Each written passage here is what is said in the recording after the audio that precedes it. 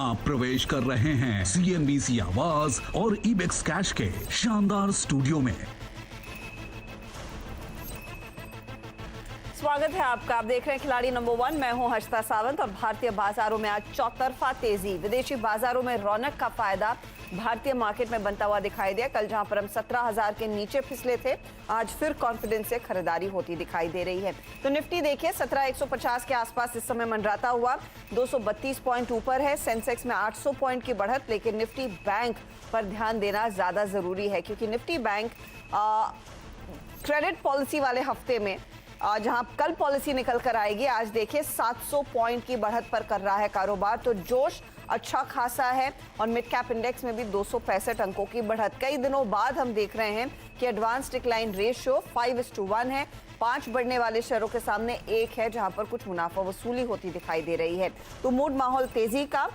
Metal, bank, oil and gas, real estate, ये वो कुछ सेक्टर्स है जहां पर आज सबसे ज्यादा खरीदारी देखने को मिल रही है। तो हमारे जानकार आज की रणनीति क्या बना रहे हैं, किन स्टॉक्स पर इनका फोकस रहेगा, और कल जहां पर थोड़ा सा टिल्ट मंदी वाले ट्रेड्स पर था, आज क्या ज्यादा रुझान तेजी वाले ट्रेड्स पर रहेगा, ये इन्हीं से समझते हैं। कल तक के रिटर्न्स आपको दिखा देते हैं। इस हफ्ते हमारा साथ दे रहे हैं मनीष शर्मा, मेहुल कोठारी और प्रदीप खोचंदानी।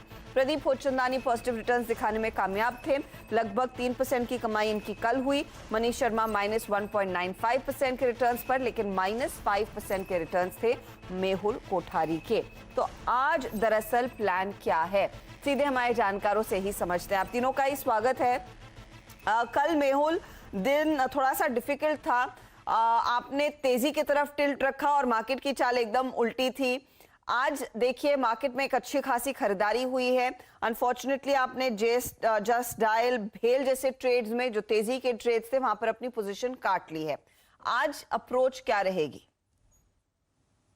Good morning Harshita. देखिए कल भी व्यू यही था, आज भी व्यू यही है कि रेंज बाउंड रहेगा, बट इंट्राडे वोलेटिलिटी के चलते काफी एक जो अच्छा स्टॉक था हमारा आईसीआईसीआई बैंक, वो भी स्टॉप लॉस हिट हो गया और आज वो बैंकिंग में आउट परफॉर्म कर रहा है। तो मुझे ऐसा लगता है अगर आप देखिए मार्केट का जो रुख है, बैंक निफ्टी ने पहले ही 1 घंटे में कल का हाई निकाल दिया, तो दिस इंडिकेट्स के बैंकिंग इंडेक्स का इंटेंट यही है कि ऊपर जाना, और मुझे लगता है बैंकिंग इंडेक्स तकरीबन 38,000 38,500 के लेवल्स हमें दिखा सकता है। तो मेरा व्यू इंटैक्ट रहेगा बाय ऑन डिप्स का, जब तक के जो रीसेंट लोज है निफ्टी में 16,782 और बैंक निफ्टी में तकरीबन 35,000 का जो लो है वो ब्रेक नहीं होता, तब तक बाय ऑन डिप्स की स्ट्रेटेजी ही अपनानी चाहिए मेरे हिसाब से।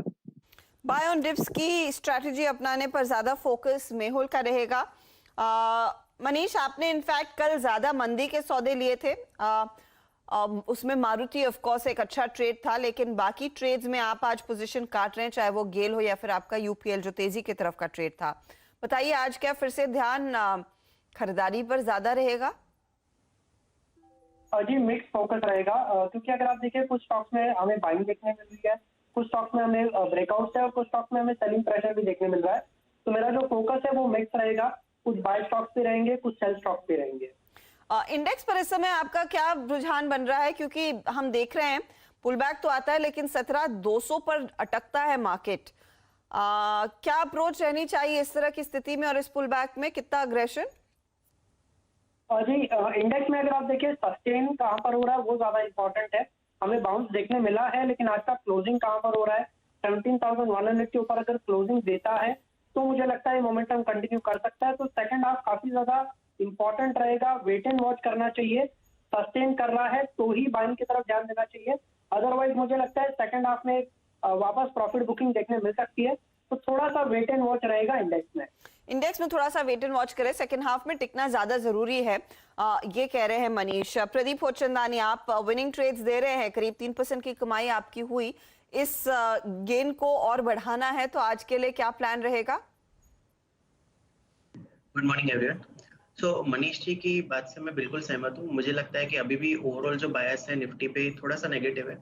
मेरे हिसाब से जब तक 17,200 के ऊपर निफ्टी सस्टेन नहीं होता तब तक उसके नजदीक से एक सेलिंग प्रेशर आने का खतरा है। कल हमने बात की थी कि फर्स्ट आवर का लो टूटा है तो फिर निफ्टी 16,930 तक जा सकता है और उसी लेवल के आसपास निफ्टी ने कल इंट्राडे बॉटम भी बनाया। तो 17,200 के ऊपर सस्टेन करता है, फिर ही हम एक पॉजिटिव बायस लेंगे, तब तक हमारा व्यू नेगेटिव रहेगा। मिक्स ट्रेड लेके चलेंगे। जो एक शॉर्ट ट्रेड मेरे पोर्टफोलियो में उसको मैं मेंटेन कर रहा हूँ, और एक जो जगह खाली है उसमें एक नया ट्रेड लूंगा। पर ब्रॉडली अगर मेन इंडाइसिस पे मैं अगर बात करूँ तो निफ्टी पे मेरे हिसाब से 17,200 के स्टॉप लॉस से पोजिशनल शॉर्ट है वो भी मेंटेन कर सकते हैं। ओके तो 17,200 का स्टॉप लॉस और पोजिशनल शॉर्ट्स आप कह रहे हैं मेंटेन किया जाए, तो शायद ये जो पुल अप आया है वो ज्यादा देर तक टिके नहीं। चलिए एक एक करके सबका पोर्टफोलियो देख लेते हैं और देखते हैं कौन से नए ट्रेड्स आज जोड़े जाएंगे। तो प्रदीप होचंदानी का पोर्टफोलियो पहले स्क्रीन पर लेकर आते हैं। इनके पोर्टफोलियो में एमजीएल कल इन्होंने जोड़ा था सेल साइड की तरफ, वहां पर एग्जिट कर लिया है 897 पर, ये नोट कीजिएगा आप। और इन्होंने स्टरलाइट टेक में तेजी का ट्रेड जो था और एशियन पेंट में जो सेल का ट्रेड था वो अभी भी होल्ड कर रहे हैं। तो एक जगह है खाली। प्रदीप क्या जोड़ेंगे आज? तो यहाँ पे कैश सेगमेंट का कार्बोरेंडम यूनिवर्सल है, वो मैं बाय की साइड जोड़ना चाहूंगा। स्टॉक रिसेंट करेक्शन में बहुत स्ट्रांग रहा है, इसने इवन अपने 34 डीएमए को भी नहीं तोड़ा है करेक्शन में, और उसी लेवल के आसपास कंसोलिडेशन करके ये आज के सेशन में अगर देखें तो आर्ली चार्ट्स पे ब्रेकआउट कंफर्म कर रहा है अच्छे वॉल्यूम के साथ। कार्बोरेंडम यूनिवर्सल को करंट रेट 937 है, इस पे लेना चाहेंगे। 905 का इसमें स्टॉप लॉस रहेगा और 1025 के इसमें टारगेट रहेंगे। 1025 के टारगेट के लिए कार्बोरेंडम यूनिवर्सल में तेजी का ट्रेड आप कह रहे हैं लेकर चले। स्टॉक 937 पर है, 905 स्टॉप लॉस के तौर पर काम करेगा, 2% ऊपर है। इनफैक्ट हाल फिलहाल इसकी सब्सिडरी के लिए एक अपडेट आ रहा था, यूएस मार्केट में अपनी पैठ को और मजबूत करने की कोशिश कर रही है कंपनी, तो ये फिलहाल आपके लिए एक अपडेट। कार्बोरेंडम में तेजी का ट्रेड। मेहुल कोठारी का पोर्टफोलियो देख लेते हैं। जस्ट डायल और भेल, ये दो ट्रेड्स थे जो इन्होंने कल से आज कैरी किए, लेकिन आज सुबह में यहाँ पर अपनी जो पोजीशन है वो काट ली है। तो जस्ट डायल में इन्होंने एग्जिट लिया 720 के लेवल्स पर, भेल में एग्जिट लिया 62 के लेवल्स पर, और कल अनफॉर्चुनेटली आईसीआईसीआई बैंक का जो तेजी का ट्रेड था मार्केट के डाउनटर्न में, वहां पर स्टॉप लॉस ट्रिगर हो गया था। तो मेहुल आप आज दो ट्रेड्स जोड़ पाएंगे, पहला क्या होगा? हर्षिता, जैसे कि मैंने कहा मैं बैंकिंग इंडेक्स पे थोड़ा बुलिश हूँ, मुझे लगता है और कंटिन्यूएशन आना चाहिए, तो उसी के चलते बैंकिंग में एक स्टॉक मैंने लिया है प्राइवेट बैंक, जो कि है एक्सिस बैंक। एक्सिस बैंक मुझे यहाँ से एक अच्छा खासा पुल बैक लगता है। 680 पर ट्रेड हो रहा है, 680 के लेवल्स पर बाय करना चाहिए। इसका स्टॉप लॉस रहेगा 660 का और अपसाइड टारगेट रहेगा 740 का। 740 की तैयारी एक्सिस बैंक कर रहा है। 680 का करंट ट्रेड देखिए आज करीब 2.5% ऊपर, और इन्हीं निजी बैंकों के चलते हमने देखा है निफ्टी बैंक में नई जान देखने को मिली है। आज तेजी का फायदा उठाइए, 740 के टारगेट के लिए एक मौका तेजी करने का, और 660 आपके लिए स्टॉप लॉस के तौर पर काम करेगा, जो मौजूदा प्राइस से 20 रुपए नीचे है। चलिए अब मनीष शर्मा का पोर्टफोलियो देख लेते हैं। इनके पोर्टफोलियो में मारुति एक सेल कॉल है जो ये कैरी कर रहे हैं, अभी भी होल्ड कर रहे हैं। दूसरी तरफ गेल से एग्जिट लिया 131.50 पर, ये सेल ट्रेड था। यूपीएल का बाय ट्रेड भी इन्होंने एग्जिट किया 724 के लेवल्स पर। नया ट्रेड क्या जोड़ेंगे आप बताइए मनीष आज? जी पहला सेल कॉल रहेगा एयू बैंक में। एयू बैंक में एक फॉल्स ब्रेकआउट के समय देखने मिला है, ऊपर के लेवल से काफी एग्रेसिव सेल ऑफ हमें देखने मिला है। 1160 के एक स्टॉप लॉस के साथ में मुझे लगता है करंट लेवल पे शॉर्ट करना चाहिए। करंट पे प्राइस चल रहा है 1125 के आसपास, और मुझे लगता है आने वाले दिनों में इसमें 1020 तक के पोजिशनल टारगेट देखने मिल सकते हैं। तो 1020 के टारगेट के लिए एयू बैंक शॉर्ट कर सकते हैं।